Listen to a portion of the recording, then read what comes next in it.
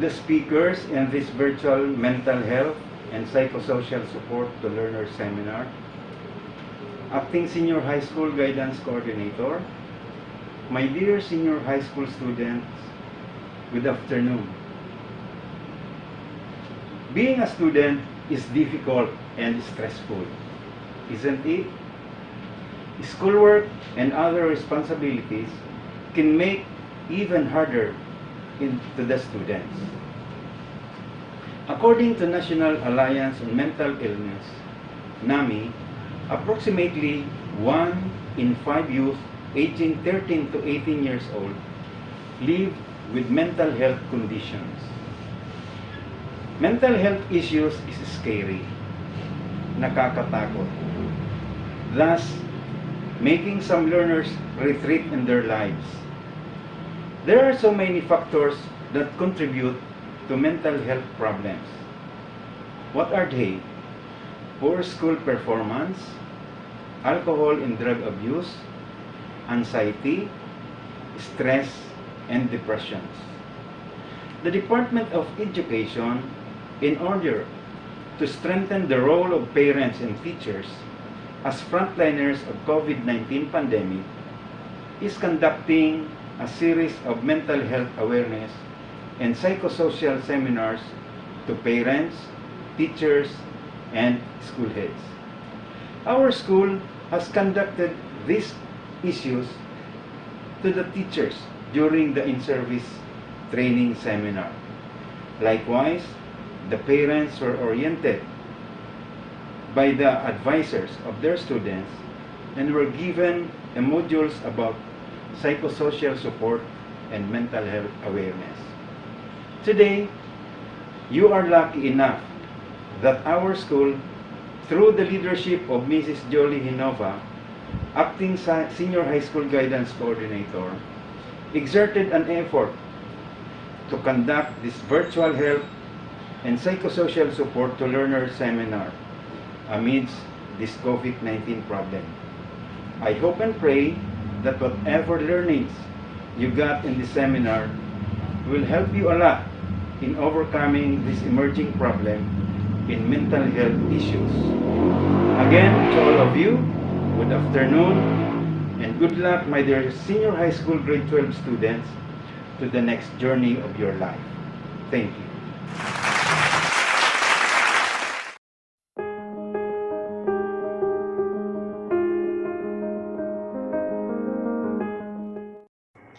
Good morning po.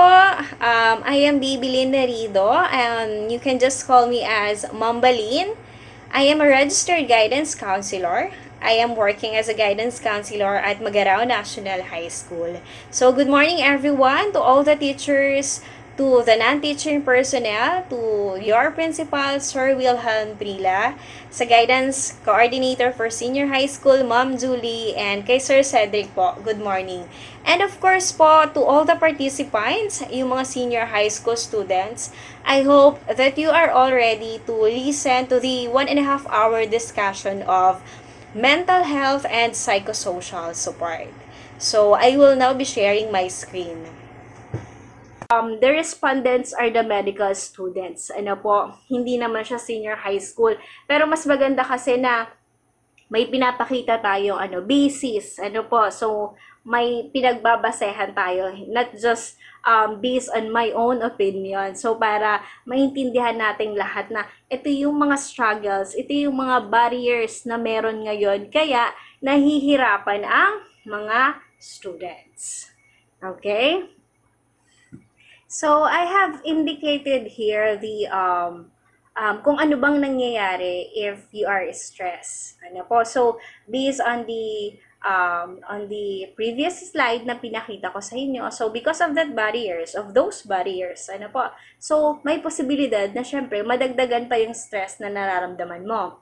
So, anong mangyayari? Ano yung pwedeng mangyari kapag masyado na tayong nai-stress?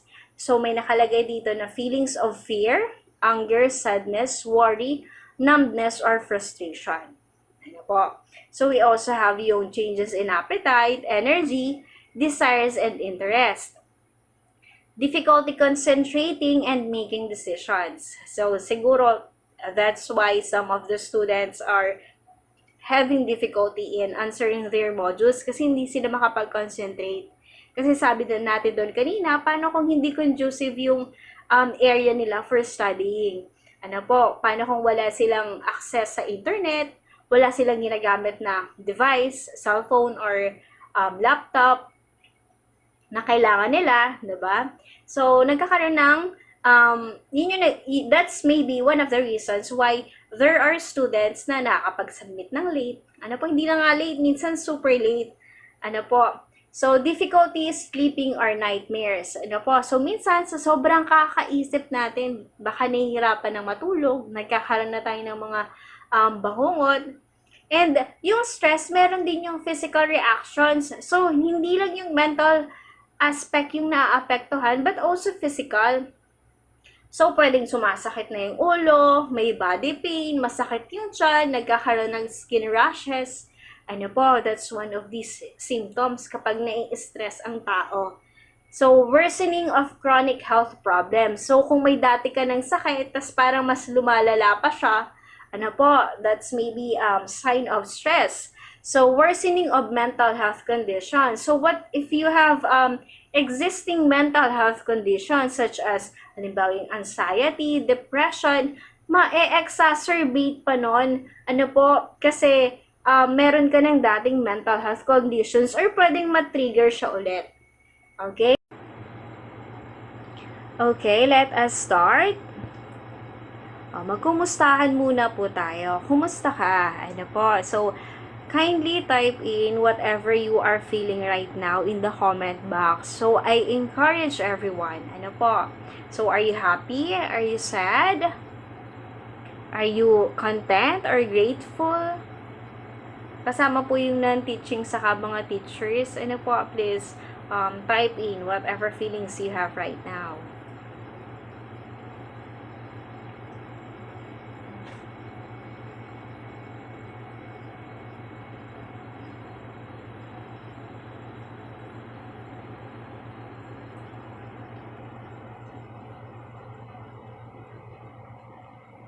Okay, so okay na siguro yung ilang seconds na binigay ko, ano po, para ma-share nyo kung ano yung nararamdaman nyo. So, hindi ko kasi siya mababasa since this is a recorded video.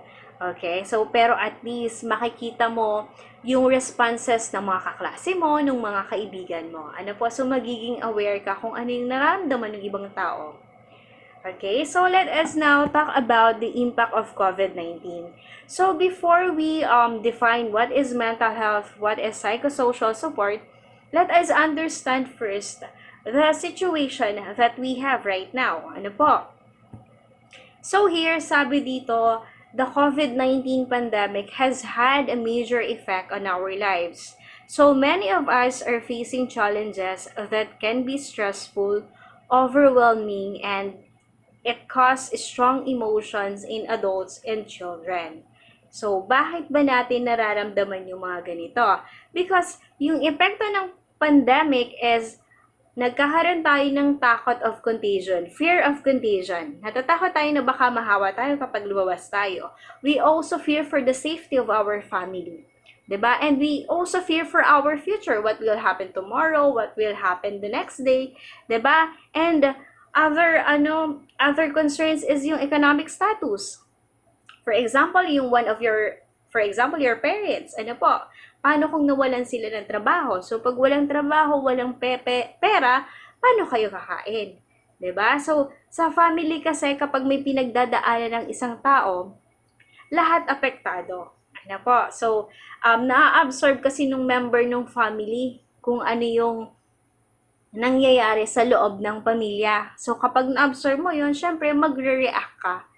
Ano po? That's why it causes strong emotions. Not just for adults, ano po, but also children, the teenagers, ano po. So, nararanasan din nila yan. Okay? And also, one of the reason is because we got used to going with our friends, 'di ba? Yung face-to-face classes. Tapos nung dumating yung pandemic, bigla na lang hindi na tayo pwedeng lumabas. So nandun yung transition galing dun sa mga bagay na nasanay tayo, tapos pupunta tayo dun sa new normal na hindi tayo sanay, na hindi tayo familiar, at hindi rin tayo sigurado. That's why nakakaramdam tayo ng strong emotions. Ano po? So, yung example na nilagay dito is yung public health actions such as social distancing. It can make us feel isolated and lonely, and it can increase stress and anxiety. Ano po? So, we know that these are necessary for the safety measures, ano po, safety protocol para ma-contain natin yung virus. But then, we feel lonely and isolated kasi less na yung social integration. 'Di ba? Sabi ko nga dati, sanay na tayo na anytime pwede tayong lumabas. Ano po? Pwede natin kausapin yung mga kaibigan natin. Right? So, pwede tayong mag-out of town. So, these things na nakasanayan natin, hindi na siya natin masyadong nagagawa ngayon. Yung mga bagay na yon, importante yon para mapanatili natin na healthy yung mental health natin. Ano po? So yun yung naging epekto niya. So, madami pang factors or madami pa siyang naging epekto. Kaya lang, hindi ko na iisa-isahin because we will be able to tackle some of it as we go with our discussion. So, I have here the barriers in the time of COVID-19. Ano po? So, para talaga to sa mga students. So, although hindi siya survey for senior high school, ano po? So, this is a national survey of medical students in the Philippines. Pero makaka-relate kayo because some of the barriers indicated here ay nararamdaman nyo or nararanasan nyo. Ano po? So, we have here the difficulty in adjusting nung learning styles. Ano po? So, some students, 30% of the students, sinabi nila na madalas silang nahihirapan. Ano po? So, while says that often they find it difficult, yung iba naman sometimes, and konti lang yung nagsabi na hindi nila naranasan yung difficulty in adjusting with the new learning style. Ano po? So, because we are confined in our home, ano po, so walang face-to-face classes. So, katulad ninyo, asynchronous, so kailangan yung module kayo mismo yung sasagot. Ano po, and maybe some of you are using the internet para mag-search, para mas maintindihan ninyo yung binibigay na activities, maintindihan ninyo yung lessons na nasa module. Ano po. So, next is we have the need to fulfill responsibilities at home. So, kahit na kailangan natin na sagutan yung module natin, meron tayong ibang responsibilities that we need to do. Especially because we stay home, right? You need to fulfill other responsibilities such as yung household chores, yung inutos ni mama, yung inutos ni papa, ano po yung pag-aalaga mo sa mga kapatid mo. So, parang kailangan lahat ng yun nababalance or napapagsabay-sabay mo. So, next is we have poor communication with educators.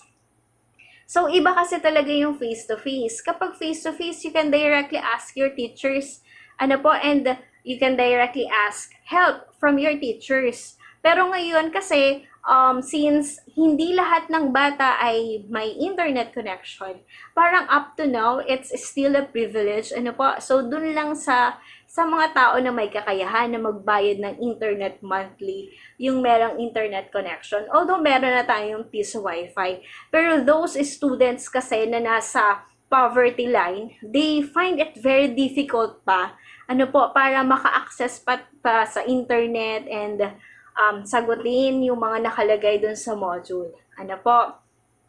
So, we also have limited space conducive for studying. This is really true.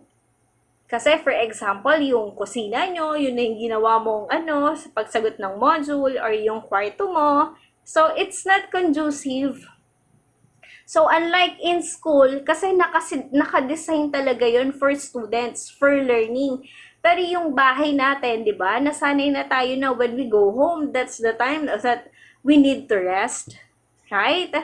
So, yun yung ano natin, nakasanayan natin. Pero ngayon, kailangan nating mag-adjust and we have to have space para dun sa pag-aaral natin. Ano po? So, dapat yung hindi tayo na-distract. Pero in reality, nakaka-distract naman, especially na ngayon is you also have to do other responsibilities apart from studying, di ba? And we also have here unreliable or no internet access as I have said earlier. Ano po? So those students who are in the poverty line, they cannot afford this. Okay? So mental health difficulties. So iba-iba yung level ng pag-cope natin and iba-iba din yung pag-take natin ng challenges in life. So yung iba para sa kanila madali yon, pero yung iba para sa kanila mahirap yon. Ano po? So kaya nagkakaroon tayo ng nakakaranas tayo ng mental health difficulties kapag hindi na tayo nakaka-cope in a healthy way. Right? So we have yung lack of technical skills, need to work for extra income. This is really true because some of the students in our school, sa Magaraw National High School, especially kasi senior high school sila, so kailangan nilang magtrabaho. Some of the students are working part-time, pero may mga students na full-time talaga yung kinukuha nila. So, what are their reasons? So they want to help their family sa financial. And we have here the no device or limited access. Until now, some of the students, they do not have cell phones. And I think marami pang estudyante yung wala pang laptop. Kasi kailangan natin siya. Although wala naman tayong online class, pero kailangan kasi natin ng access sa internet at ng device para maka-access dun sa internet para ma-research natin kung ano ba yung, or para maintindihan natin kung ano yung mga nakasulat sa module. So although nakasulat na kung anong lesson doon, kaya lang, syempre, kailangan din natin ng ibang resources for us to understand better, right? So, okay. So now, let's talk about what is mental health. Okay, so when we say, according to the World Health Organization, mental health is the foundation for the well-being. So, this only means that our mental health is as important as our physical health. Yung well-being, it means, it is the state of being healthy. Yung madaling word para dun is yung good feelings na nararamdaman mo in a day-to-day basis. Yung sense of purpose or meaning, yung pagiging masayahin mo, pagiging masaya mo. So yun yung meaning ng well-being. But when we talk about well-being, there are different aspects. So hindi lang siya physical, hindi lang siya mental health, hindi lang siya mental aspect, we also have other aspects. But we will talk about it as we go on with our discussion. So, mental health is important because it allows us to function as individuals. Nakakatulong yun para maging productive tayo.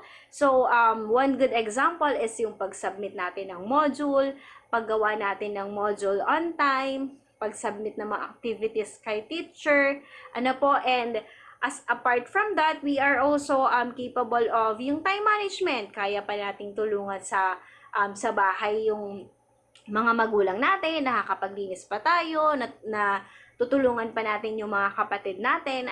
That's being productive. And also, nagagawa mo pang gawin yung mga hobbies mo. Right? So, gusto niyo yung pagbabike mo, yung pagigitara, pagkanta. That's the meaning of being productive. And importante yung mental health para mag-function tayo as individuals. So, it is also the ability to think, to learn and understand one's emotions and reaction of others. So, ito yung kakayahan natin na mag-isip, matuto at maintindihan yung sarili nating emosyon. Being aware about yourself. That is mental health. And not just about yourself, but how you react to other people. Ano po? To your environment. So, dapat may balance tayo within you and the environment. So, dapat nababalance natin yon. That's mental health. So, it includes psychological, emotional, and social well-being. So, it's important for us to know the aspects of mental health. Ano po? So, paano ba tayo magiging healthy mentally? Ano po? So, kailangan tingnan natin yung tatlong aspeto. So, yun yung psychological well-being, the emotional well-being, and the social well-being. Okay, so when we say psychological well-being, internal yon. Ano po? Kasi it includes your thought processes. So, paano ka ba mag-isip? Ano po? Your reactions. Paano ka ba mag-react? And it is also a key part of feeling happy and being able to function day to day. So, these three aspects, these are interconnected. Ano po? So, si psychological well-being mo, naapektuhan niya yung emosyon and as well as yung social well-being. So, yung emotional well-being naman natin is the awareness, understanding, and acceptance of your emotions and your ability to manage effectively through challenges and change. So, when we say emotional well-being, sabi ko kanina, diba, the state of being happy. Kaya lang, hindi naman all the time, kailangan mong maging masaya or kung wala ka naman dahilan minsan maging masaya, paano ka magiging masaya? Ano po? So, yung emotional well-being is yung awareness mo about your own emotions. Kasi if you are aware, you will be able to understand yourself and accept your emotions. Ano po? And kahit na maranasan mo yung mga negative emotions such as anger, ano po? For example, such as anger, disappointment, sadness, ano po, kung nararanasan mo man yung mga negative emotions na yan, if you are emotionally healthy, kaya mo siyang ma-manage. Ano po? So, hindi ka ma-indulge dun sa destructive behavior just because you feel sad, just because you feel angry. Ano po? So, that is emotional well-being. So, next is the social well-being. It is when we have good relationships, social stability, and peace. Ano po? So, it's your ability to build good relationship with other people, with your family members, with your friends. Ano po? And kaya mong makahalubilo sa ibang tao. Ano po? So, hindi ka na-stress and dahil meron kang kakayahan na makisama. Ano po? Kasi okay yung psychological well-being mo, okay yung emotional well-being mo. So, magre-reflect yun kung paano ka makisama sa ibang tao. Kaya it's really important to be aware of your own thinking, your own emotions. Kasi magre-reflect yun sa the way you behave. Ano po? So, I hope that you are able to understand the three aspects. Okay, so we will proceed to the next concept. So, let's talk about the hallmarks of a mentally healthy person. So, this is according to the World Health Organization. Ano po? So, pag sinabi natin hallmarks, these are ano yung characteristic ng mga taong mentally healthy. Ano po? So, you realize your own potential. Ano po? So, alam mo kung ano yung kaya mong gawin, ano yung kakayahan mo. Ano po? So, you can cope with normal stresses of life. So, madali kang maka-adjust na ma-manage mo yung sarili mo kapag nakakaranas ka ng mga negative stressors. Ano po? So, when we talk about stress, ito yung hindi siya tungkol lang, hindi lang negative effect yung pinag-uusapan natin. Kasi may positive effect din yung normal stress.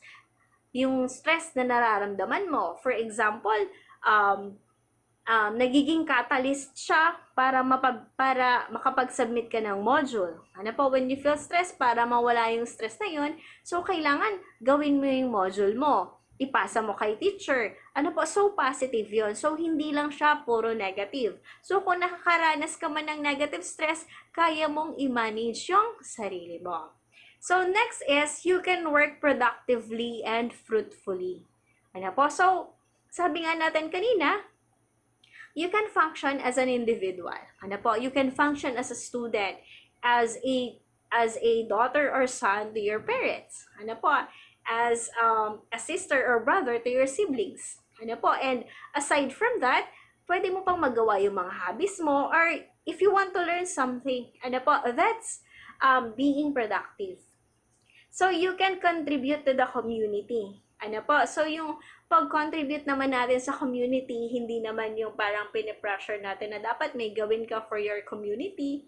Ano po? Dapat makatulong ka. So, hindi yung malalaking bagay yung pinag-uusapan natin dito. Pero yung mga little things na pwede mong ibigay, na pwede mong maitulong sa ibang tao, that's one way of contributing to the community. Okay po. Okay, so now, ano po ba yung psychosocial support? So, siguro, madalas din ang nai-encounter yung word na psychosocial support.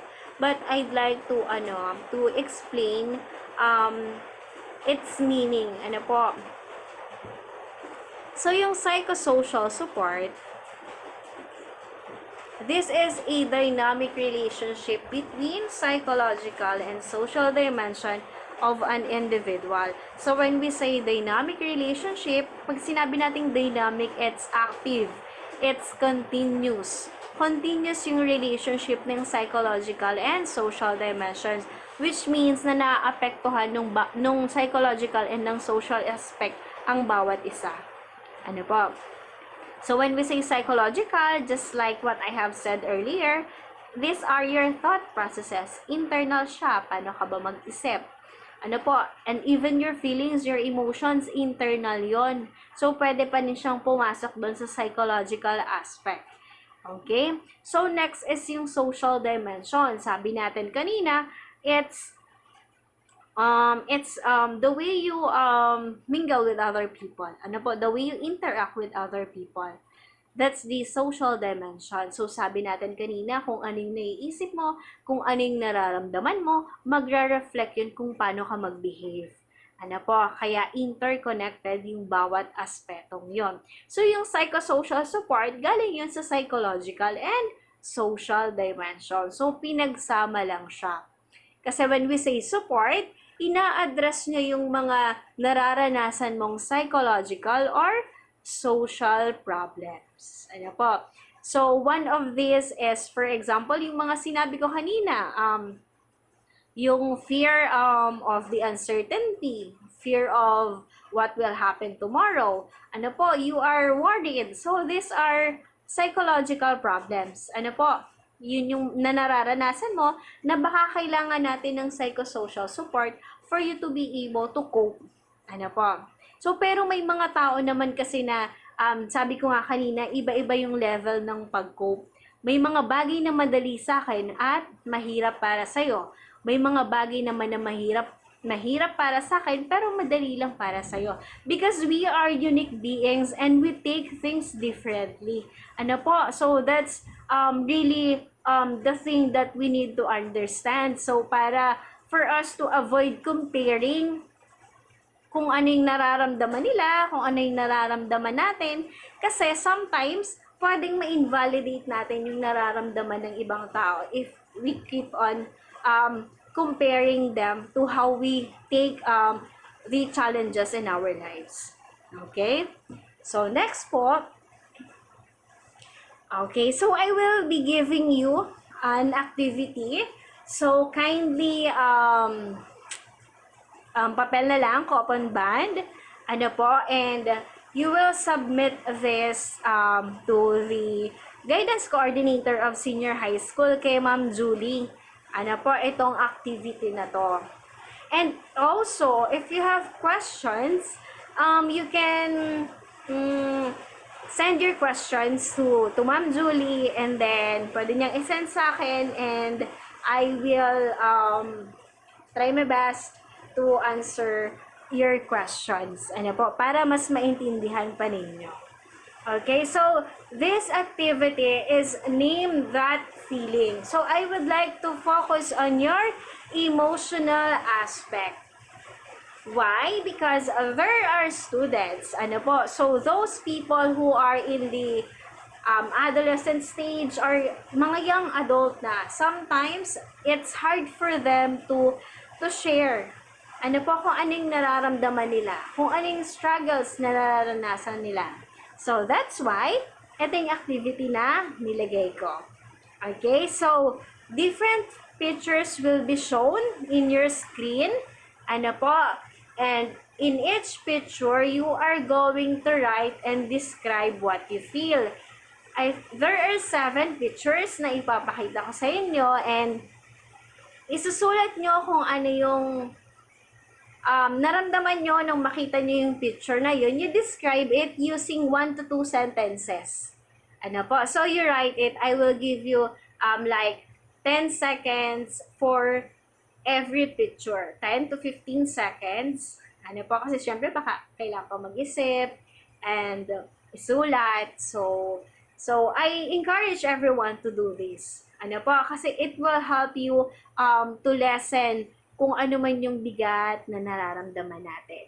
Ano po? When you write it out, it's a good practice to to express what you are feeling or yung emotions or kung mabigat man yan or magaan. Ano po? Magandang i-write it out kasi it will make you feel parang mas magaan, mas better. Ano po? Okay? So, I will now show you the first picture.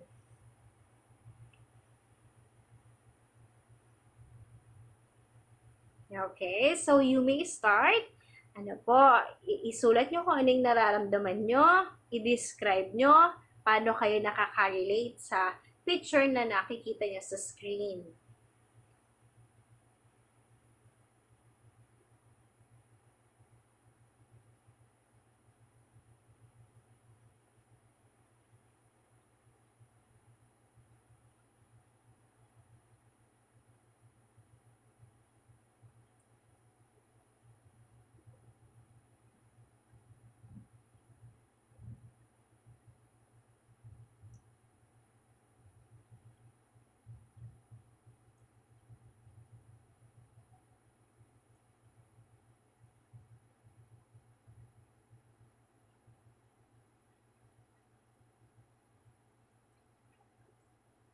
Okay, so next na. So next po, paano kayo nakaka-relate dyan sa picture? Anong sinasabi ng picture? And can you please describe it? You write it in your paper.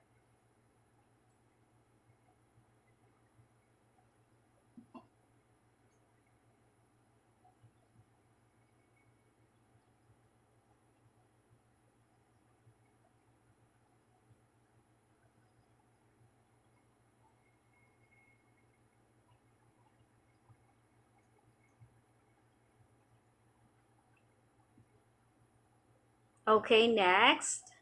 I hope you're all done because this is just a recorded video.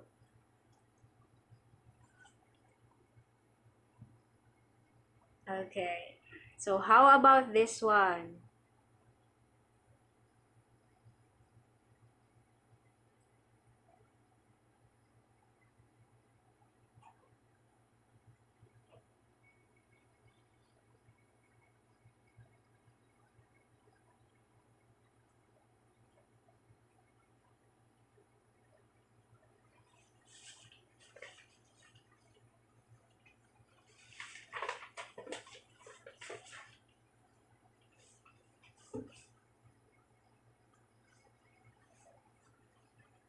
Okay, next.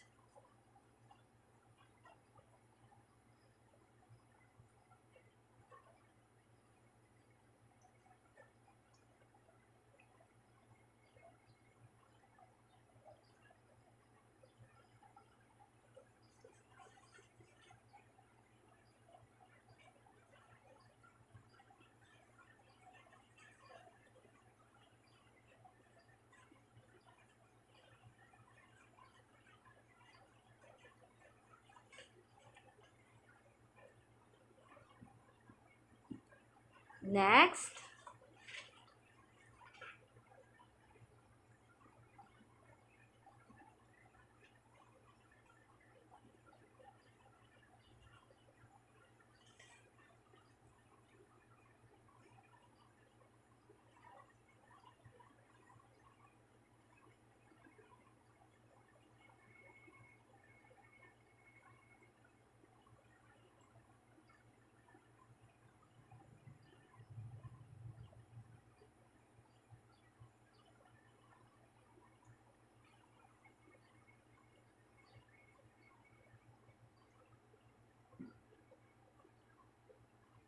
Okay, so we have the next picture.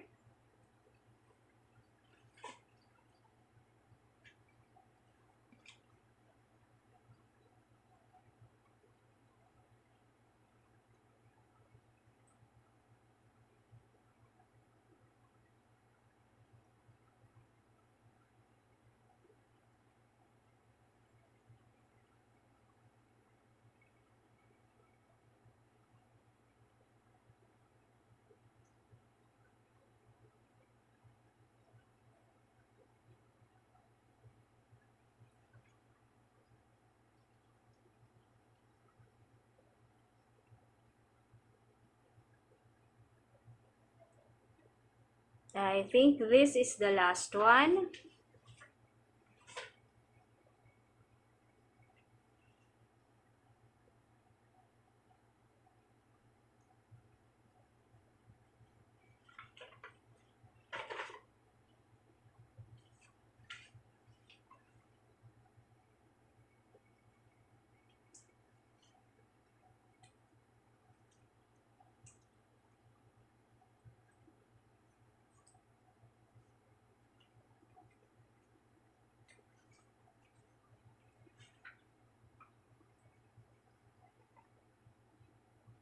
Okay. So, after nyong makita yung mga pictures na yan, how are you feeling now that you are able to write down your emotions? Ano po? Yung negative and positive emotions na naramdaman nyo nung makita nyo yung picture na yan. So, use 2 to 3 sentences or more if you like. Ano po? So, I will give you like 30 to 40 seconds for you to answer this question. So again, the question is, how are you feeling now that you are able to write down the negative and positive emotions? Use 2 to 3 sentences or more.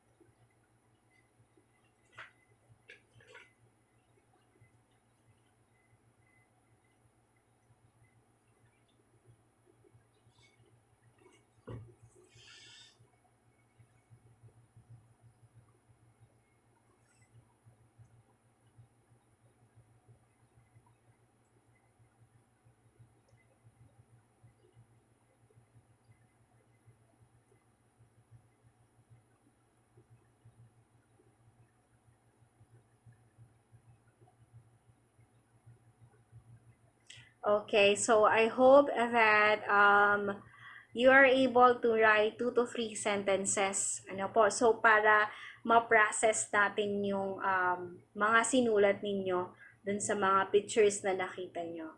Ano po? Okay, so let's proceed na ano po with the next topic. Concept rather. Okay. So, now that you understand the meaning of mental health, ano po, and also the psychosocial support, so how will it help you to cope with stress in a healthy way? Ano po, or how teenagers or how will you be able to protect your mental health? So, I have indicated here self-care tips that you can do. Ano po, so para maprotektahan natin yung mental health natin. Okay? So here, self-care. Love yourself. Ano pa? So, when we say self-care, it's taking care of yourself or loving yourself. Ano po? So, sabi nga natin when we talk about mental health, when I was watching the video of Rian, yung millennial psychologist, sabi niya, mental health is the science of self-love. Ano po? Kasi it's a science kasi may empirical evidence. Ano po? So, pinag-aralan siya, hindi siya based on opinion lang or based on emotions. That's why we need to to practice self-care. It's loving yourself. Sabi nga, you can never give something that you don't have. So, kailangan lahat ng bagay mag-uumpisa muna sa sarili mo. It should be intrinsic before you are able to help other people or bago mo yun mapakita sa ibang tao. So, dapat sa sarili mo muna. Okay? So, let's start by taking care of your physical health. Ano po? So, sabi nga natin, yung physical health and mental health ay pareho siyang important. Ano po? So, lalo na ngayon because we are able to recognize the significance of mental health to the people. Kasi in other countries, especially in the Western countries, so recognize na siya matagal na. Ano po? And established na. Pero in our country kasi, mas ngayon, parang mas na-emphasize yung kahalagahan ng mental health. Ano po, sa bawat tao. Hindi lang yung physical health. Pero sa physical health, we have here this. Ano po, so diet, exercise, and sleep. So, yung diet kasi, dahil may COVID-19, pandemic ngayon, it's really important to be conscious about your diet. Ano po, dun sa mga food na kinakain mo, dapat mga healthy foods, nutritious foods, such as yung vegetables, fruits, ano po, so yung mga pagkain that can boost up your immune system, kasi yun yung panlaban natin. 'Di ba? Because we are fighting against something that we cannot see, yung virus. That's why we should be careful. Ano po? And alagaan talaga natin yung sarili natin. So, next is exercise. Ano po? So, yung pag-exercise natin, so since parati tayong nasa bahay, hindi naman talaga natin ginusto to stay at home lang. But because of the restrictions, ano po, na binibigay sa atin ng gobyerno, na ini-impose sa atin ng gobyerno for the safety of everyone, so parang kailangan parati tayong nasa bahay. Right? So, pwede tayong mag-zumba sa loob ng bahay. 'Di ba? So, anyways, hindi naman kahit papano, nagbigay na ng leniency when it comes to the implementation of safety protocols, pwede na tayong lumabas. Especially senior high school, you are 18, 19 years old, pwede tayong mag-jogging sa labas, mag-bike. Ako usually, I would go to Carolina or Pacul. So, para makalabas, kasi ang ganda ng hangin doon, sobrang presko. Ano po, so, unlike kapag nasa city, parang medyo crowded. So, magandang pumunta tayo dun sa mga lugar na nakaka-relax tayo. Ano po, kasi kailangan natin yon. So, next is yung sleep. Ano po, so kailangan natin ng sleep kasi most of, I think, kasi I have my siblings, ano po, so yung mga kapatid ko, some of them would sleep na late in the evening, super late na, ano po. So gigising sila tanghali na. So, kailangan po i-practice natin na at least 8 hours, ano po, nakakatulog pa rin tayo. Kasi, nakakatulong yun sa pag-release ng hormones na nakakapagpa-enhance ng nakakapagpa-enhance ng health natin. Ano po? Tapos na decrease yung mga stress hormones kapag nakakatulog tayo ng maayos. So yun yung advantage niya. Ano po? And aside from that, it's good for the skin. Ano po? So and you are more productive when you are able to get enough sleep rather. Ano po? So naging F. Okay? So, kaya kailangan ginagawa natin to take care of our physical health. Ano po? So, aside from that, follow the safety protocols. Ano po? Always wear mask. Ano po? When you are outside, yung mga, yung alcohol, dapat parati tayong may dala kung lalabas man tayo. Ano po? So, yung sleep naman, make sure that you are able to get enough sleep, at least 8 hours a day, because it will make you more alert, it will make you more productive. It also enhances your memory.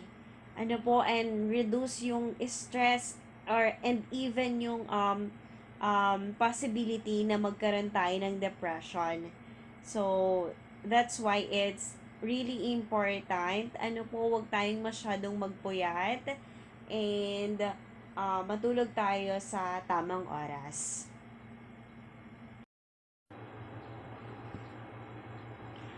Okay, so we have here Connect, diba? You can see Patrick and SpongeBob, they are best friends. So when we say connect, build relationship with people. Ano po? So connect with people who can make you feel better, who can make you better.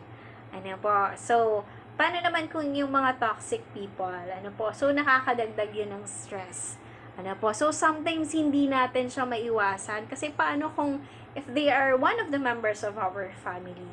Then, you talk to them. Ano po? And sabihin natin kung ano yung nagiging epekto nila sa'yo. Ano po? So, there's nothing wrong about it because you really you need to take care of yourself. Ano po? So, kausapin, ano po, do not argue with them. Just talk. Ano po? Kasi sabi ko nga, lahat naman ng bagay na dadala sa pag-uusap. So, kung hindi nadala sa unang pagkakataon, then sa pangalawang, you walk away. Ano po? Temporarily. Ano po? Paano kasi pag nagkaroon ng heated arguments, so mag-walk away ka. Huwag kang makipagtalo. And then you go back and you tell the person, can we talk? Ano po? So, para maintindihan or masanay din yung tao na kinakausap lang. Ano po? Yung parang yung mahinahon na pakikipag-usap. Para hindi naman nakaka-toxic. Ano po? So, that's the meaning of connect. And you can also connect with the environment just by seeing yung mga green trees, ano po, sa ilog, ano po, tambay ka lang doon, lumabas ka ng bahay mo, tumingin ka sa bakuran, ano po, connecting with the environment. It can make you feel less yung stress. Okay? So, next is active. So, sabi natin kanina mag-exercise. So, when we say active, ano po, so, I think there are students na who would prefer to stay inside their room, di ba? Tapos maghapon, magbabrowse, maglalaro lang ng Mobile Legends or whatever online game na ginagawa nila, mag-browse ng Instagram, ano po, tapos nakahiga lang maghapon. Ano po, so mas makakaramdam ka doon ng parang mas nakakapagod, mas nakaka-stress kasi yun na lang yung ginagawa mo. Mas makakatulong yung maging active, lumabas, maglakaw-lakaw, ano po, or you do your household chores. Ano po, you help your parents. Ano po, in doing the household chores. So, para maging active ka. Or do some other things that interest you. So, next po is be aware or catch yourself. So when we say be aware of your own thinking. Be aware of your own emotions because that's one way of understanding yourself and managing yourself on how to react with your environment or with the people around you. So that's the meaning of be aware, to understand yourself. And also, um, accept that there are things that you cannot control. Ano pa? So, for example, yung pandemic, wala namang nakahula sa atin na, ay, dadating pala siya at tatagal siya ng ganito katagal. Ano po? So, that is something that we cannot control.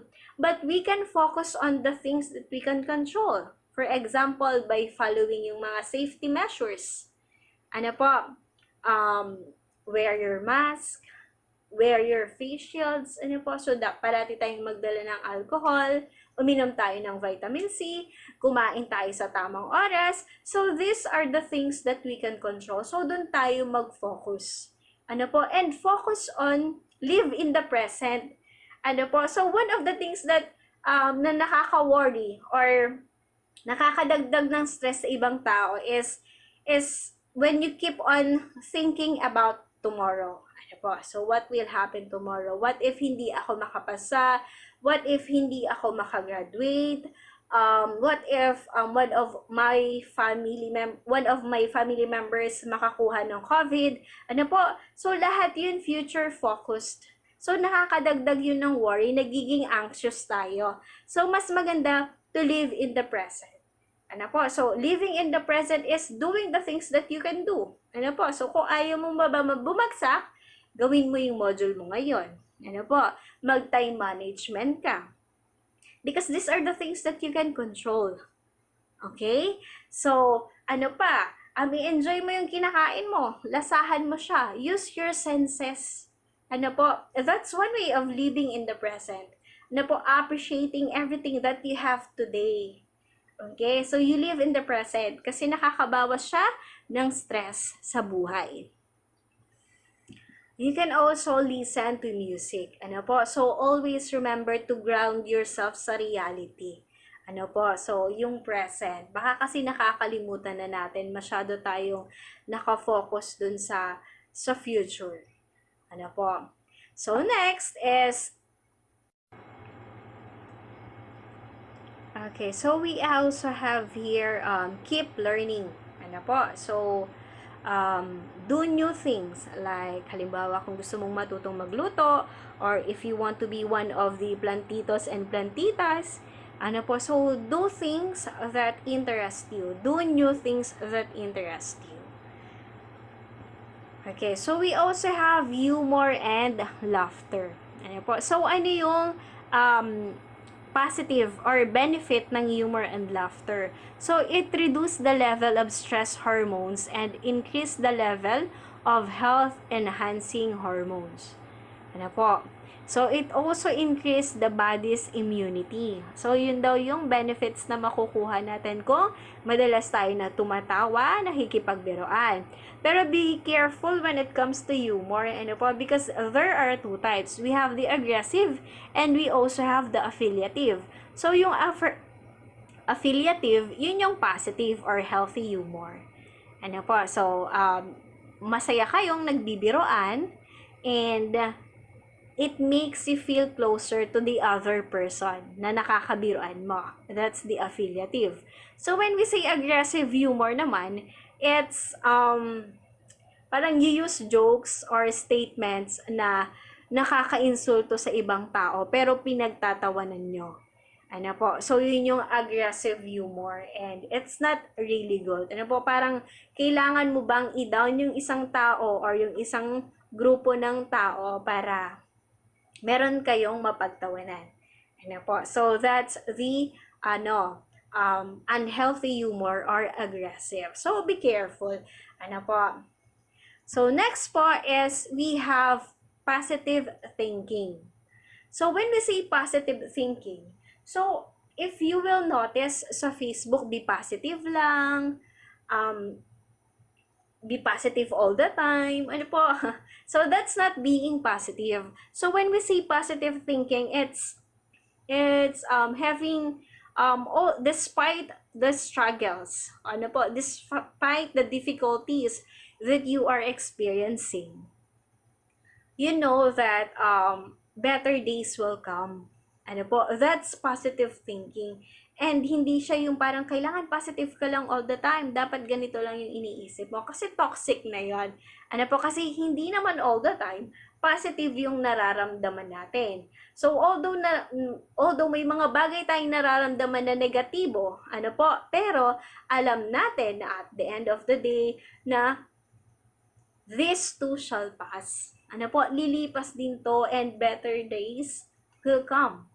That's the concept of positive thinking. I have included here as one of self-care tips, the help others or helping other people. Ano po, kasi 'di ba when we help other people, nakakagaan po siya ng loob. And yung helping is for example, one of your friends, maybe one of your families, or one of your classmates, ano po, so they are experiencing difficulties in life and they want someone to talk to, then you can just be there just by listening. Ano po, listening without judgment. Ano po, so that's how you help them. And it's a supportive communication because two-way siya. So, 'di ba pag nag-uusap ang dalawang tao, pareho kayong may input na binibigay sa bawat isa. So, you are supporting one another. So another thing that we can do is when a person do not want to seek advice, ano po, okay lang 'yon kasi there are people na they prefer to just share their problems but they do not want advice. Ano po? So, okay lang yun, basta nakikinig lang tayo. And maybe, if someone is asking help from you, ano po, it would be better if you ask them what kind of help they are asking. Ano po, para malinaw. So, when you help other, ano po, kailangan you give time, energy, and effort. Ano po, yung sa pakikinig, kailangan binibigyan na natin siya. Nag-exert tayo ng effort, ng time, and ng energy. So, aside from that, we can also post positive thoughts in Facebook or Instagram. Mas nakakatulong po kasi yun malesen yung stress kaysa dun sa mga pinopost natin, mga nagra-rant sa Facebook. Ano po, mas okay yung mga positive thoughts. Okay? So, I also have here yung take a pause.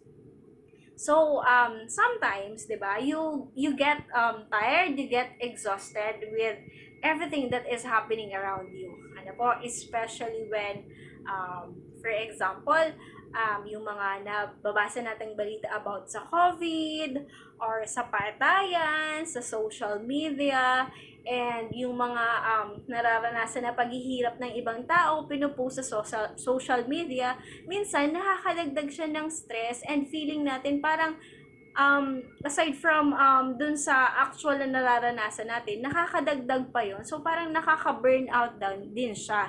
So, it's okay if you take a pause. Ano po, kasi take a pause or disconnect from the social media. Ano po, so wag muna tayong gumamit ng cellphone. So kapag parang na-refuel na ulit tayo, then kapag ready na ulit tayo, then that's the time na, pwede na ulit tayong gumamit ng social media. And also, be careful of the different Facebook pages or Facebook accounts that you follow, and also yung mga influencer. Maganda kasi kung yung pati yung remote environment natin is positive yung nakukuha natin, more on positive kesa sa negative. Kasi para yun sa ating mental health. Ano po, take a pause, take a rest when you feel so tired. Ano po, so kapag na-refuel ka na ulit, then balik ka na. Ano po, so para magawa mo na kung ano man yung gusto mong gawin. And also, yung taking a pause, taking a stop, ano po, it's as important as the hustle. Ano po, so okay lang yon. So kung gusto mo, for example, like to sleep, to just sit and do nothing, that's fine. It's not being so tamad. Ano po, baka sabihan tayo ang tamad natin, may mga things talaga na ang pagod sa nararamdaman. Minsan di mo nga maintindihan kung saan ba nanggagaling yung pagod na yon. So that's why mahalaga itong part na to in taking care of your mental health. So we have here seek help. Ano po? So if you are, if you have problems, if you have emotional struggles, and you think that you can no longer handle it, ano po, we have reach out to your family, to your friends, to the guidance counselor or guidance coordinator of your school, because she is the first line for psychosocial support in the school field. And if you need further help or further psychological assistance, we have our psychologists and psychiatrists. Ano po? So, it should be a normal thing, and it shouldn't be something that we should be ashamed of, because by having this kind of mindset, we will be able to also encourage those people who have mental health conditions to reach out. So, the last here is praying. Ano po? Last but not the least. So, according to studies, yung praying or yung faith natin kay God helps us to cope. Ano po, because we have this kind of belief na despite of the struggles, the difficulties or adversities that we experience in life, we believe that God is here to help us, that He will never abandon us. And nakakatulong po yun para for us to survive, to thrive. Ano po, and meron ng mga pag-aaral tungkol dyan. So, kaya nga sabi natin, mental health is the science of self-love. Ano po? So, may empirical evidence. Okay. So, last here is, what would happen if you you don't practice self-care activities? Ano po? So, I have indicated it here para ma-realize or maintindihan natin na kailangan natin itong mga bagay na to for us to be healthy in all aspects of our life, hindi lang physical, ano po, but also mentally. So, sabi dito, when we do not engage in self-care activities, physically, we feel the physiological impacts of stress. Things like increase in heart rate, blood pressure, and headaches, and general aches and pains, and stomach upsets. Ano po, kasi parang signs yun na nai-stress ang isang tao. Ano po, tapos hindi mo na-practice yung self-care activities, kaya ka na-stress. So, from a mental health perspective, there is an increase in anxiety or depression, and emotionally people may find themselves more easily triggered to things like irritability or tearing up. Ano po? So, these are the symptoms of a lack of self-care. Ano po? So, let me end this discussion with this statement. Self-care isn't selfish. Ano po? It's taking care of yourself, and if you take care of yourself, if you love yourself, you will be able to share it to other people. That's why it isn't selfish. So, do not be guilty, ano po, kapag pinapractice natin yung mga self-care activities. So, these are my sources. And thank you, ano po, thank you to everyone who listened, ano po. Thank you po sa guidance coordinator kay Sir Cedric, and to the principal of this school, Sir Wilhelm, and to all participants. I hope that I was able to impart new information, ano po, and sana makatulong to na maintindihan nyo ang mental health and be able to practice it. Ano po, and also dun sa mga hindi pa nila masyadong naiintindihan, so at least ma-explain na ninyo. Ano po, so again, thank you very much for this opportunity.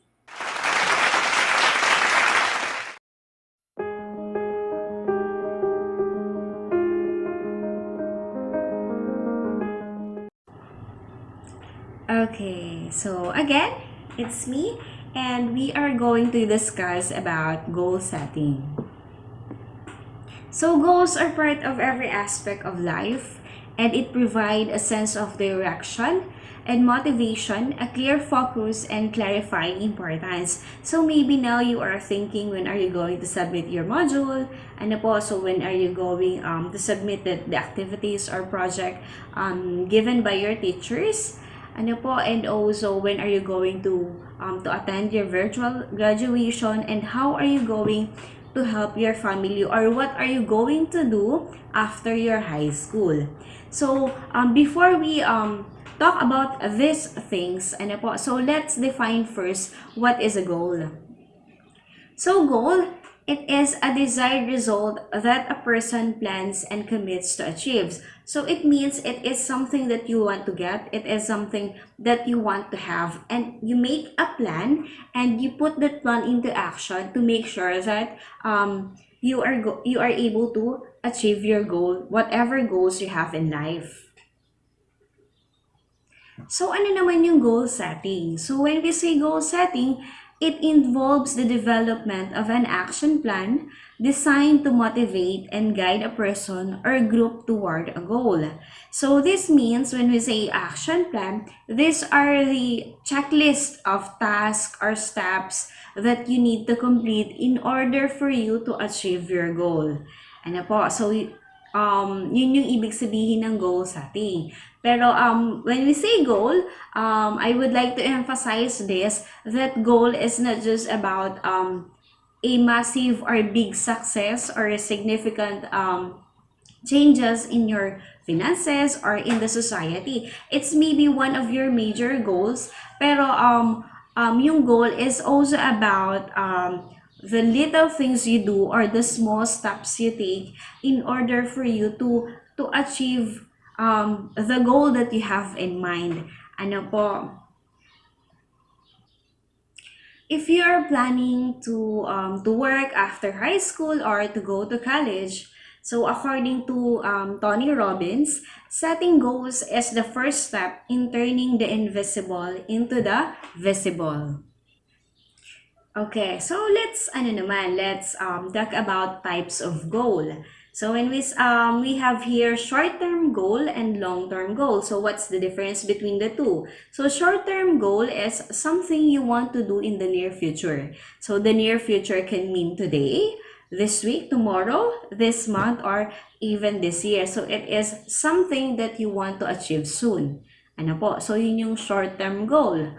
For example, you want to submit, to be able to submit your module on time.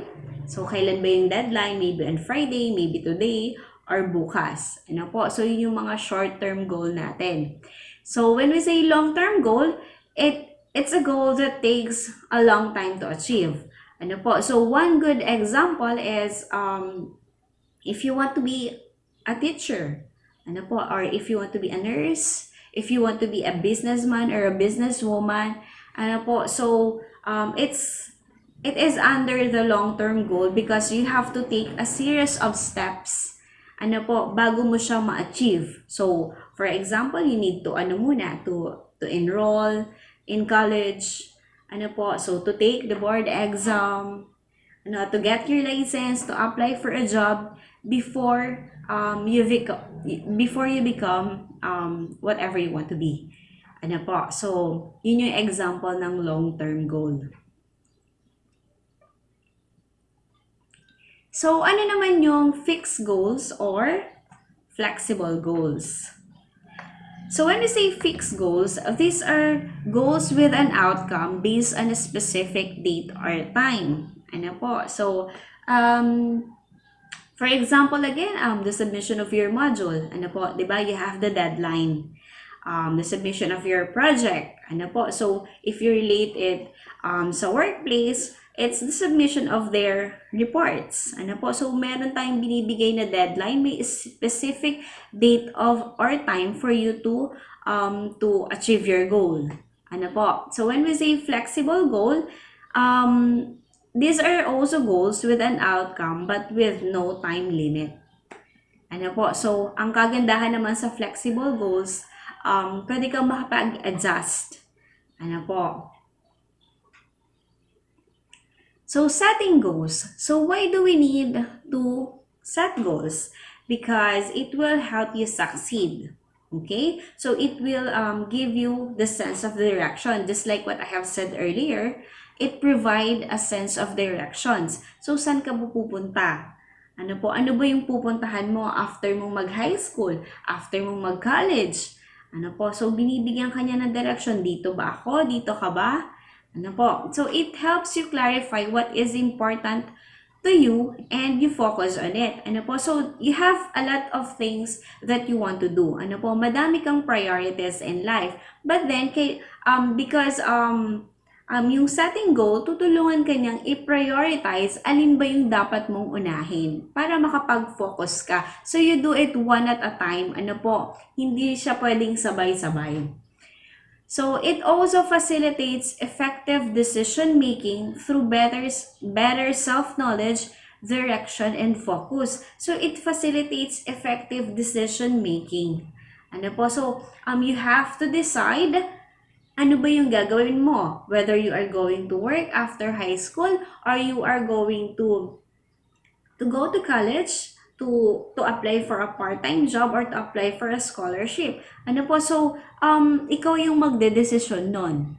So, it also allows you to make a more active role in building your own future. So, because you are the one to decide for yourself, for the things that you want to do in the future, nagkakaroon tayo, it allows you to become active. Ano po? Or to have that active role in building your own future. So, kung ano yung decision that you are going to do now will be the result of your future. So, it also acts as a powerful motivator by giving you something to hope for and aspire towards. Ano po? So, it's a powerful motivator because it is something that you look forward to. Diba? It's very important for us to be able to achieve what we want in life, to have something that we want in life, and to be someone that we want to be in the future. So it motivates you to achieve a specific goal because sabi ko nga, it is something that you look forward to. It is something that you plan and you put that plan into action by exerting effort, time, and energy. So it gives you a positive experience of achievement and personal satisfaction. So it gives you a positive experience because if you are able to achieve your goal, di ba, andun yung personal satisfaction. So masaya sa pakiramdam, nakaka-boost up ng confidence level, and yung motivation mo is coming from the inside. So it means intrinsic because yun nga, it gives you a positive experience. So, it also assists you in finding a sense of purpose. Ano po? So, okay. So, we have here, assist you in finding a sense of purpose. So, you have to ask yourself, why do I need to do this? Ano po? So, why do I have to reach this goal? Ano po? Will it be able to satisfy me personally? Will it help me to become the person that I dream to be? Will I be able to help other people, to help my family through making a specific decision or through choosing this vocation? So, kailangan tanungin mo muna yung sarili mo, bakit mo ginagawa ang isang bagay? Ano po? So, sabi nga natin, it will help you in finding the sense of purpose and also imo-motivate ka niya para tuparin talaga yung bagay na gusto mong makuha. So, let us now discuss the different steps to setting a goal or goals. Ano po? So, first is you need to think about the results that you want to see. Ano po? So, ano ba yung gusto mong makita? Anong resulta yung gusto mong makuha? So, you have to ask yourselves these questions. So, is this goal something you truly want? Ano po? So, nanggagaling ba talaga sa'yo yung decision na yon? So, hindi ba yon galing sa mga kaibigan mo? Hindi ba yun dahil sa sinabi lang ng mga magulang mo? Ano po? So, there's nothing wrong about asking for the opinion of other people. But, when you set a goal, it should be something that you really want. Ano po? Kasi, ikaw yung gagawa ng steps or kukompleto ng mga task para ma-achieve mo yung goal na gusto mong makuha. So, it should be something that you truly want. So, the next question is it important enough to pour hours of time and effort into it? Ano po? So, kailangan wini-weigh natin gaano ba to ka-importante?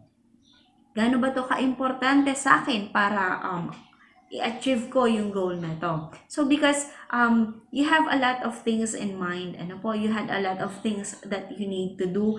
And again, sinabi ko na that you need to set your priorities. Hindi pwedeng sabay-sabay. You have to do it one at a time. Okay? So, in order for you to decide kung alin ba yung pinaka-importante, so, kailangan titimbangin natin siya. Kaya ko ba itong gawin ngayon? Meron ba akong mga resources? Ito ba ay mahalaga para for me to exert my time and effort? Ano po? So, you have to ask yourselves. Okay? If you are not willing to put in the time, it may not be worth it. So, next is, you create yung SMART goals. Ano po? So, ano yung SMART? What do you mean by SMART? Acronym siya. So, specific, measurable, achievable, realistic, and timely or time-bound. So, yun yung meaning ng SMART. Ano po? So, let's talk about specific. So, it should be a well-defined, clear, and unambiguous. So, dapat daw malinaw. Ano po? Hindi vague. Pag sinabi natin is specific. So, paano mo malalaman or paano ba gumawa ng specific goal? So, you ask, who is involved in this goal? Siyempre, kasama ka doon. Because you will be the one to complete the different tasks or steps, di ba? So, what do I want to accomplish? Ano ba yung gusto mong gawin? Where is this goal to be achieved? So, when do I want to achieve this goal? Why do I want to achieve this goal? Ano po? So, these are the 5 W's. You ask yourself para ma-define mo yung specific goals that you want to achieve. So, for example here is yung general goal. You want to get in shape. Ano po? So, gusto mo magpapayat. Gusto mo maging healthy. So, para maging specific siya, yung example ko dito is, I want to go to the gym at our local community center and work out for 3 days a week to be healthier. Ano po? So, specific siya. So, who? It's you, di ba? I want to go to the gym. What do I want to accomplish? You want to be healthy. Ano po? So, saan mo siya dapat gagawin? So, in your local community center. Ano po? At the gym. So, kailan mo siya gagawin? So, ang gagawin mo siya 3 days a week. Are you willing to do it by next week? Or bukas mo na ba agad siya sisimulan? So, kailangan mag-set ka ng time or ng date. So, and bakit kailangan mo siyang gawin? Ano po? Why do you have to achieve your goal? So, you always need to know the reason why you are doing something. So, yun yung sa specific. So, second is, dapat measurable. Ano po? So, dapat you have criteria that will measure your progress toward the accomplishment of your goal. Why? Because to track the progress. Ano po? Para makita mo kung nag-i-improve ba ako. Kaya kailangan may criteria tayo na nagme-measure. So, you ask yourself these questions. So, how many or how much? How do I know if I have achieved my goal? And what is my indicator of progress? Yan po. So, again, in relation to the first example that I have mentioned, ano po? So dito, sa measurable naman, every week I will aim to lose 1 pound of body fat. Okay, so let's connect it to school. Ano po, to the activities or to the submission of your modules. Measurable, so I will submit my module in the different subjects in a weekly basis. Ano po, so yan, measurable. Kasi nilagyan mo siya ng time and we also mention yung different subjects na kailangan mong mapagpasahan. Ano po? So, kasi from there, you will be able to track your progress. Ano po? So, nakasubmit na ba ako sa English? Nakasubmit na ba ako sa math? Ano po? It should be something that is tangible para makita natin na, eto, nai-improve ko na yung goal or nakukuha ko yung goal na gusto kong kunin through setting specific criteria to measure my progress. Ano po? So, achievable. So, when we say achievable, it should be something that is attainable. Ano po? And not impossible to achieve. So, you have to ask yourself, do you have the resources and capabilities to achieve the goal? If not, what am I missing? Have others done it successfully before? Okay, so if the answers to this question is yes, then i-pursue mo yung goal na yon. Ano po? Because these questions will help you figure out ways to realize your goals. Ano po? So, and also, in setting your goal, it should be stretched enough, ano po, for you to feel challenged. Ano po? Sabi kasi ni Edwin Locke, the people feel more motivated and eager to achieve his or her goals if those goals are difficult. Ano po? But it should be well defined, but it should also be well defined for you to actually achieve it. Kasi baka masyado nang imposible. Ano po? So, kailangan realistic yung goal. So, sabi nga dito sa tanong, do you have the resources? Ano po? So, do you have the money? Do you have, are your parents going to support you? Ano po? So, do you have the capabilities? Ano po? So, have others done it successfully before? So, this will help you figure things out. Okay? Okay, so next is realistic. So, when we say realistic, within reach ba siya? And is it relevant to your life purpose? So, when we say realistic, it should be based on your resources and time. So, kaya bang gawin sa period of time na nilagay ko? Or based dun sa timeline na nilagay mo? Ano po? So, do you have the resources? So, it is also related dun sa achievable. Ano po? So, you have to ask yourself these questions. Is the goal within reach given the time and resources? Ano po?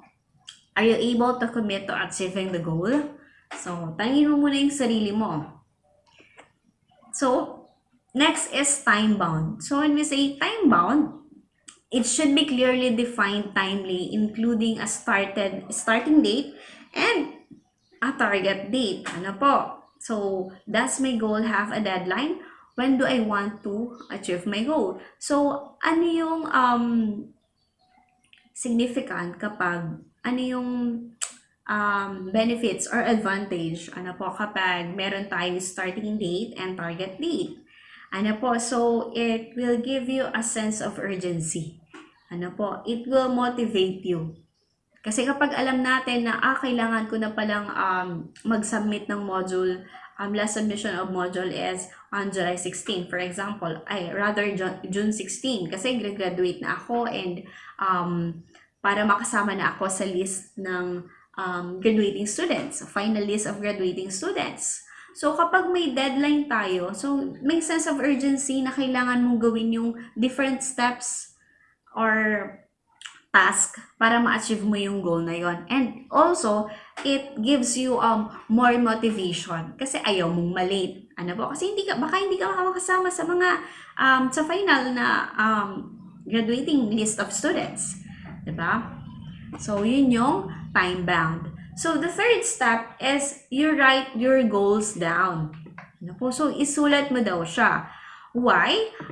Because it becomes real and tangible instead of a vague idea that resides only in your mind. Ano po? So, maybe you may, halimbawa kapag gumagamit ka ng laptop or sa mga notebook mo, so pwede mong isulat din, I want to be a teacher in the future. I want to be a nurse. I want to be a doctor, an engineer. Ano po? So, I want to be a chef. Ano po? So, kung ano man yung gusto mo, so you write it down. Ano po? Para it can be seen. Ano po? Nakikita mo. And it also serve as your motivation para gawin yung small steps or different tasks na kailangan mong i-complete. So, you create an action plan. This includes your overall goal in trying to meet all the steps you need to take to get there. Ano po? So, sabi nga natin, yung action plan kanina, sinabi ko na rin, na these are the checklist of steps or tasks that you need to complete in order for you to achieve your goal. Ano po? Kasi, it will help you to cement your goals in your mind. Ano po? Cement the goals in your mind. If you have an action plan, parang malinaw yung steps, different steps na gagawin mo. Ano po? So, you create a timeline. So, you visualize your roles, your tasks, your milestones, and deadlines to achieve your goal. Ano po? So, ano ba yung mga roles na kailangan mong gawin, yung mga tasks na paulit-ulit ko nang sinasabi, and yung milestones, and as well as the deadlines to achieve your goal. So, take action. Make sure to put your plan into action. Every step that you take should lead to another until you finish your goal. Ano po? So, sabi natin kanina, in achieving your goal, it's a series of action. Ano po? So, you have to be consistent for you to stay on your track, on the track that you are taking. Ano po? So, re-evaluate and assess your progress. Ano po? So, keep your motivation strong to complete your goal and make necessary adjustments and keep going. So, based on our plan kasi, hindi lahat yun magiging perfect. Ano po? Kaya meron tayong re-evaluate or reassessment of our progress. Kasi baka yung ginagawa natin is not as effective as we expected it to be. Ano po? So, kailangan we make necessary adjustments. Ano po? Baka kailangan ko tong baguhin para ma-achieve ko yung goal na gusto kong gawin. Ano po? Baka kailangan ng contingency plan. So, aside from dun sa original plan that you created or that you make, you also need to make a contingency plan. Ano po? Kasi baka hindi yun mag-work. So, at least meron tayong backup or adjustment na gagawin para ma-reach natin yung goals na gusto natin sa buhay. Kasi minsan nahihirapan tayo. And kapag nahihirapan tayo, minsan iniisip natin baka hindi to para sa akin. Baka iba talaga yung dapat kong gawin. But before you reach that point, ano po? So, gawa ka muna ng necessary adjustments. Kasi baka kailangan mo lang mag-exert ng mas maraming effort ng mas maraming time or may kailangan kang baguhin sa iyong routine para ma-achieve mo kung ano yung goal na gusto mo. Okay? So, last is you celebrate your accomplishments. So, small or big accomplishment man yan, you celebrate it. Kasi you reward yourself after all the things that you do to achieve your dreams in life, maliit man or malaking accomplishment, kailangan po nating i-celebrate yan. Okay? So we have here the growth mindset activity. Ano po, on the first column, these are the questions or instructions that you need to follow. Ano po. So I have here, write your general goals, specific goals. Ano po. So in your general goal, for example, ano po, I will become a teacher 6 years from now. 6 years from now, ano po, I will become an engineer if you want to be an engineer. I want to be a business executive. Ano po? So, 10 years from now, I want to own a land. Ano po? 10 years from now, I want to have my own house. Ano po? You write your general goal. So, yung sinulat ko dito is related pa rin sa pagklase. Ano po? So, you also state your specific goals. Ano po? So, what are the different tasks that you need to do in order for you to become a teacher in the future? So, first is, of course, after high school, you are going to enroll in be as a Bachelor of Science in Education in a university, in a state university. Ano po? So, you write it there. And then, after that, what are you going to do? Siyempre, you need to take the board exam after college or after 2 years after mo matapos ng college, because you need to work and to finance yourself for you to take the board exam, di ba? So, and then, you need to apply for a teaching position. Ano po? Whether it's in a private school or in the Department of Education. So, specific goals na siya. Ano po? So, matutulungan ka na yun. Alin mo yung, you list it based on the level of priority. Ano po? So, ito yung first priority. So, yung second priority, third. Ano po? So, kailangan wini-weigh natin yung importansya and level ng priorities natin. Ano po? And then also you list your skills. It will help you become aware of your own self, of your own capabilities. Ano po? So for example, you have MS skills, Microsoft skills. Ano po? So magaling ka bang gumawa ng PowerPoint, ng Excel, ano po, and iba pang app. Ano po? So are you good in communicating with other people? Ano po? Magaling ka bang magluto, manahi? Ano po? Or kung ano pa mga skills na meron ka. Ano po, you may also list some values na that you will need ano po para ma-achieve mo yung goal na yon. Okay? So, next is you list obstacles that you may encounter in achieving your goal. Ano po? So, I have stated there yung financial problem, adjusting to a new environment. Ano po? Because these are yung financial problem, it may become you may encounter it in the future. Ano po? So, yung adjusting to a new environment, right? Kasi you are in high school and you become so familiar, ano po, in high school with your friends, with your teachers, with your advisors, ano po, because sila yung parati mo nakakasama. So, you need to adjust in a new environment when you get out of this is school, of your school. Ano po, you need to get out of your comfort zone. So, kapag lumabas ka dyan, kailangan mo mag-adjust dun sa bagong environment. Ano po, dun sa environment na hindi ka familiar. Ano po, so parang ano ka pa niyan, nangangapa ka pa niyan kasi kailangan mo pang matutunan kung paano makapag-adjust in college life or in a working environment. Kasi hindi lang naman college life yung pwede natin puntahan, pwede rin tayo magtrabaho after high school. Ano po? So, and kung gusto nyo pang dagdagan yung obstacles na nakasulat dyan, dagdagan nyo pa. Ano po? So, next po, list the possible ways for you to conquer the obstacles. Ano po? So, maaaring may problema tayong mapagdaanan in the future, but there are ways for us to conquer those obstacles. So for example, related to sa financial problem is you can apply for a scholarship program or you can apply or look for a part-time job while studying. Ano po? So yun yung pwedeng maging solusyon dun sa financial problem na yon. Okay? So in making a plan kasi 'di ba? Sabi ko kanina, kailangan may contingency plan din tayo. That's why you have to be as early as now to be aware of the different problems that you may encounter in the future.